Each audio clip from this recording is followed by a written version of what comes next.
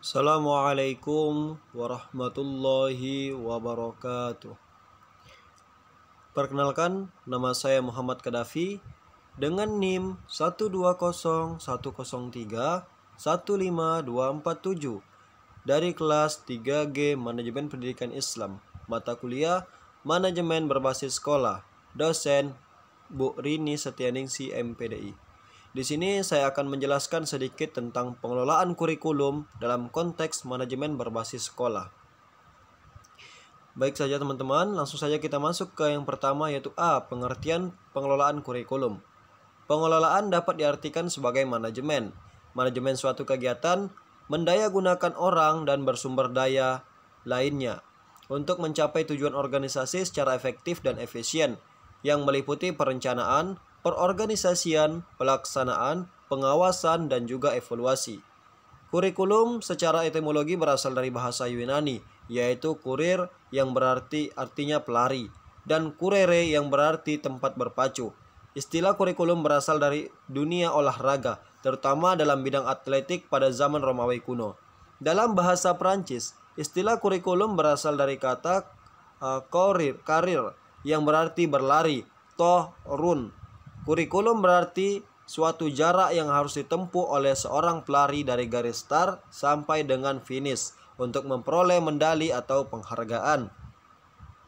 Kurikulum juga adalah seperangkat rencana dan pengaturan mengenai tujuan, isi, dan bahan pelajaran serta bahan yang digunakan sebagai pedoman penyelenggaraan kegiatan pembelajaran untuk mencapai tujuan pendidikan tertentu. Jadi, pengelolaan kurikulum adalah suatu sistem pengelolaan kurikulum yang kooperatif, komprehensif, sistematik, dan juga sistemik dalam rangka mewujudkan ketercapaian tujuan kurikulum. Dalam pelaksanaannya, pengelolaan kurikulum dilaksanakan secara mandiri dengan memprioritaskan kebutuhan dan tercapainya tujuan berlandaskan kebijakan pendidikan nasional yang telah ditetapkan. Yang B. Ruang lingkup, prinsip, dan fungsi pengelolaan kurikulum. Ruang lingkup pengelolaan kurikulum meliputi: yang pertama ialah perencanaan kurikulum. Perencanaan kurikulum merupakan pengelolaan yang ditujukan pada keahlian merencanakan atau managing. Keahlian yang dimaksud adalah kemampuan merencanakan dan mengorganisasikan kurikulum. Ada dua kondisi yang perlu dianalisis setiap perencanaan kurikulum, yaitu kondisi sosio-kultural dan ketersediaan fasilitas. Yang kedua, pengorganisasian kurikulum. Organisasi kurikulum merupakan kerangka program-program pembelajaran dalam periode tertentu yang diimplementasikan pada peserta didik dan terbentuk ke dalam sebuah struktur. Organisasi kurikulum juga merupakan pola atau desain bahan kurikulum yang ditujukan agar peserta didik mudah dalam memahami bahan pelajaran, serta mudah dalam melakukan kegiatan belajar sehingga kegiatan pembelajaran berjalan secara efektif dan tujuan pembelajaran dapat berhasil. Selanjutnya yang ketiga, pelaksanaan kurikulum. Pelaksanaan kurikulum merupakan bentuk realisasi dari kebijakan kurikulum yang telah dirumuskan. Pelaksanaan kurikulum terbagi menjadi dua tingkatan, yaitu pelaksanaan kurikulum tingkat sekolah dan tingkat kelas. Yang keempat, evaluasi kurikulum. Evaluasi kurikulum adalah sebuah kegiatan yang menjadi bagian penting dari pengelolaan. Evaluasi kurikulum merupakan proses pemeriksaan sistematis terhadap proses pelaksanaan kurikulum dan akibat dari pelaksanaan pengembangan kurikulum.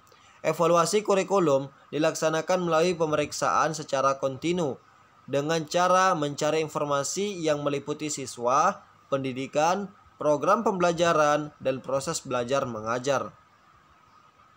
Ada 5 prinsip yang harus diperhatikan dalam melaksanakan pengelolaan kurikulum.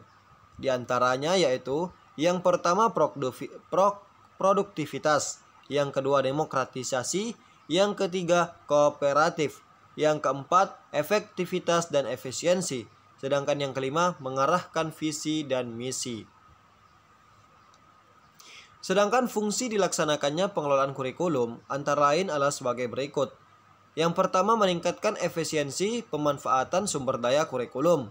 Yang kedua, meningkatkan keadilan atau equality dan kesempatan pada siswa untuk mencapai hasil yang maksimal. Yang ketiga, meningkatkan relevansi dan efektivitas pembelajaran sesuai dengan kebutuhan peserta didik maupun lingkungan. Yang keempat, meningkatkan efektivitas kinerja guru maupun aktivitas siswa dalam mencapai tujuan pembelajaran. Yang kelima, meningkatkan efisiensi dan keefektivitasan proses belajar mengajar. Mungkin cukup sekian yang dapat saya sampaikan teman-teman. Kurang lebihnya saya mohon maaf. Wabillahi taufiq wal hidayah. Assalamualaikum warahmatullahi wabarakatuh. Thank you.